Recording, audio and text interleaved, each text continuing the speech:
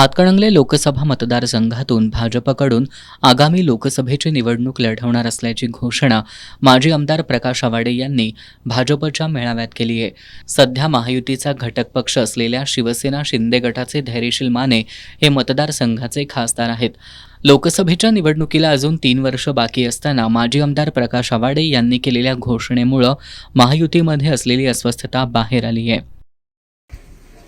कोल्हापूर जिल्ह्यामध्ये 2 मतदारसंघ, एक कोल्हापूरचा, एक हातकणंगल्याला आम्हाला तिकीट भाजपकडून द्यावं अशा पद्धतीचा विचार आमचा आहे. पार्टीच्या व्यासपीठावर ते मांडणं काही चूक नाही. तिथे भाजप कार्यकर्त्यांचा मेळावा आहे आणि या मेळाव्यात आम्ही हा विचार मांडला आणि हा वडगाव आणि हातकणंगले तालुका यामधला मेळावा आहे आणि हे दोन्ही तालुके हातकणंगले लोकसभा मतदारसंघातले ही मंडळं, त्यामुळे इथं विचार मांडला आणि मी पार्टीकडे सुद्धा सांगितलं की मी उद्याच्या लोकसभेमध्ये भाजपकडनं लढायला इच्छुक आहे. त्यांनाही सांगितलंय, आमच्या सरचिटणीसना माहिती आहे, सगळ्या नेत्यांना बोललोय मी, त्यामुळे त्यांनी संधी दिली तर लढणार आहे.